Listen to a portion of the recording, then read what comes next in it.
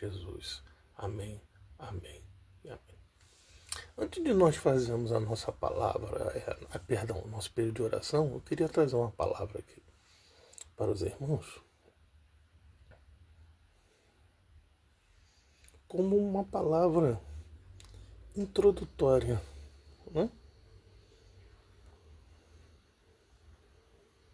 Deixa eu localizar aqui. Como uma palavra introdutória. É até bom que hoje aí eu faço 2 edições. YouTube, Facebook e Instagram. Eu tenho essa transmissão ao vivo aqui que fica por 30 dias. Mas as edições que eu faço já ficam permanentes. Aí vão ser 2 edições com as palavras. O que eu quero trazer para os irmãos hoje aqui? Abram suas Bíblias lá no Evangelho de João, capítulo 4, versículo 23. Passagem muito conhecida, né? É a conversa do nosso Senhor Jesus com a mulher samaritana.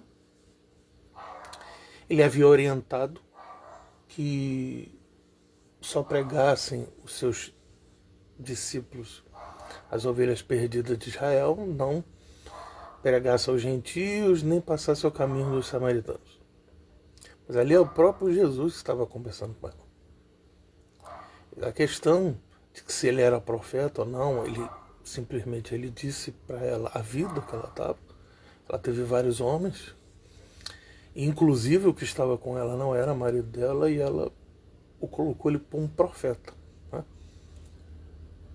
Falou da questão dos judeus que adoravam a Deus no templo, em Jerusalém, e dos samaritanos, que eram os restantes do pessoal do Reino do Norte, naquela divisão do Reino do Norte que ficou por filho do servo de Salomão, e o Reino do Sul que ficou para Salomão, e o filho dele e a descendência dele, dessa tribo de Judá, chegando até Jesus, juntando a de Benjamim, fizeram-se a Judéia. E a mulher samaritana falava que eles adoravam a Deus nos montes, eram aqueles postes de ídolos. Mas não era adequado, mas Deus recebia tanto que você tinha um templo em Jerusalém e tinha sinagogas espalhadas. O próprio Senhor Jesus entrou na sinagoga na cidade da família da mãe dele, a cidade de Nazaré. E nesse versículo ele diz assim: mas hora vem, e agora é, em que os verdadeiros adoradores adorarão o Pai em espírito e em verdade, porque o Pai procura os tais que assim o adorem. Essa passagem faz parte dessa conversa de Jesus com a mulher samaritana junto ao poço de Jacó. Quando ele explica que o local físico da adoração deixa de ser importante, né, para dar lugar a uma relação interior sincera com Deus. Jesus estava ensinando aquela mulher que haveria um tempo que não adorariam somente em Jerusalém e nos montes. Ele diz que o Pai procura os adoradores que o adorem em espírito e verdade. Tem uma música de uma cantora gospel famosa chamada Fernanda Brum, que diz que é o Vaso de Alabastro, o nome dessa música. Adorar a Deus é muito mais do que cantar, do que erguer as mãos, do que tradições. Tem gente que acha, não, vou passar um dia de adoração, fica ouvindo música evangélica o dia inteiro. Mas a vida não muda, quase não lê a Bíblia, quase não faz orações, acha que aquele momento ali está se santificando, e não é verdade. Você pode escolher um momento específico para fazer a sua adoração, as suas orações, a leitura da palavra. O amor ao próximo também faz parte de adoração a Deus. Né?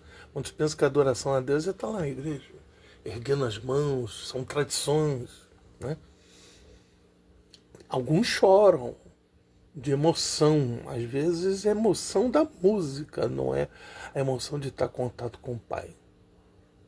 A relação íntima com Deus é muito profunda, e eu vou separar aqui alguns versículos que estão lá em Hebreus, no capítulo 4, a partir do versículo 14, o autor de Hebreus reconhecendo Jesus como o sumo sacerdote e apóstolo da nossa confissão, que é o Senhor Jesus Cristo, e diz assim: visto que temos um grande sumo sacerdote. Ele fala grande sumo porque existiam até aquela época, porque o templo de Jerusalém não havia sido destruído, sumos sacerdotes, que eram aquele que fazia a mediação entre Deus e os homens, dentro lá do santíssimo lugar, do Santo dos Santos.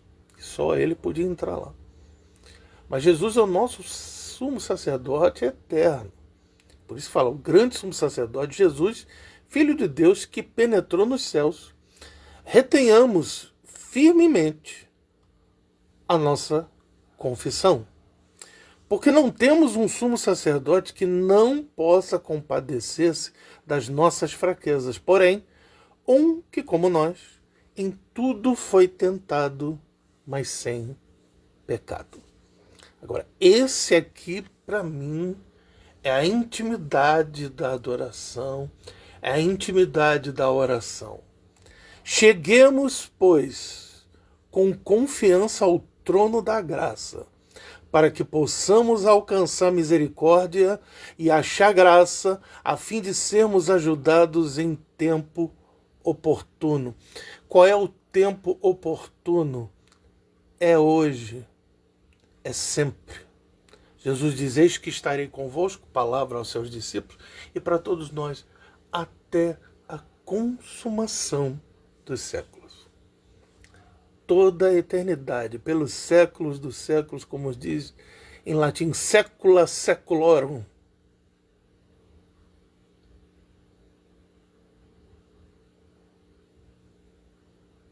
O que eu vou falar para Deus? Lá em Romanos 8, 26 é claro, nós não sabemos orar como convém. Não tem. Você pode ter a maior eloquência, maior conhecimento humano.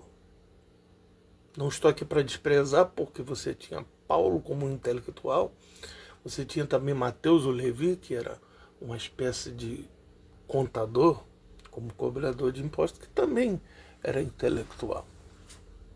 Ele usa também aqueles que ignoram a academia, né? São ignorantes da academia, são ignorantes de estudo. Mas é o Espírito de Deus que nos ilumina. E esta palavra aqui que nos coloca é a intimidade. Mas muitos podem perguntar, mas que trono da graça é esse? Eu não vejo nada quando eu dobro o joelho, eu não vejo nada quando eu estou deitado, eu não vejo nada quando eu estou em pé na igreja, eu não vejo absolutamente nada. Você não precisa ver. É pela fé. Jesus disse assim: bem-aventurados os que não me viram, né? Aquele momento em carne ali, ressurreto, mas creram. Ele chama de felizes todos nós que cremos no Senhor Jesus como nosso único e suficiente Salvador. Ele diz: nós somos felizes, felizes, bem-aventurados. Então a questão da fé é essa. Quando diz Efésios capítulo 2 que nós já estamos sentados em lugares celestiais, já ressuscitamos com Ele, tudo isso é no movimento do Espírito. Haverá o dia da grande ressurreição dos mortos, na vinda gloriosa do nosso Senhor Jesus. Mas em espírito, quando nós nascemos de novo, como nós recebemos a graça de Deus, a Jesus Cristo como nosso Salvador, nós temos esta condição de chegar com confiança ao trono da graça, alcançando a misericórdia divina que se manifesta todos os dias. Achar a graça de Deus a fim de sermos ajudados sempre em tempo oportuno. Então, quando nós já estamos orando, levantando a mão para o alto, conversando com Deus, é essa intimidade. Às vezes eu estou sentado no sofá, às vezes vendo até televisão, ou fazendo uma comida, ou tomando banho. A sua mente está entendendo. Tem pessoas que acham que tem que ter rituais. Não, tem que ser. Pode, separa um momento, tá certo. de oração, de adoração. Separa uma música que você gosta, que louve a Deus, que não seja a letra centrada no homem, seja sentada em Cristo, né? Que louvar o que está sentado no trono, né? Poderoso Deus. Tem um outro também, ao que está sentado no trono, falei, é Alfa e Ômega. Músicas que você renda adoração ao Senhor. Foi na cruz que um dia surgiu meus pecados castigados em Jesus. Porque Ele vive, eu posso crer no amanhã. É tudo exaltando o nosso maravilhoso Deus. Espero que essa palavra introdutória tenha aí o Pai procura os adoradores que o adoram em espírito e verdade. Então adorar em espírito e verdade é isso. Às vezes é uma caridade a um irmão, a uma pessoa na rua, que são todos, né? Tinha uma canção antiga do Nelson Ned, né?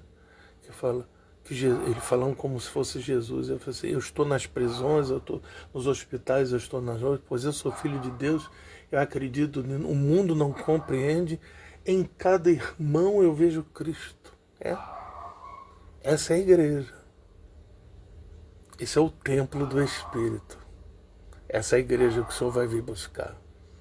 Que não tem nome, que não é prédio, que nós nos reunimos, né? Uma vez por semana, ou mais de uma. Culto do dia do Senhor, primeiro dia da semana, domingo. Seja de manhã, de tarde ou de noite, né? Estamos ali adorando a Deus. Mas a adoração é muito mais do que ali.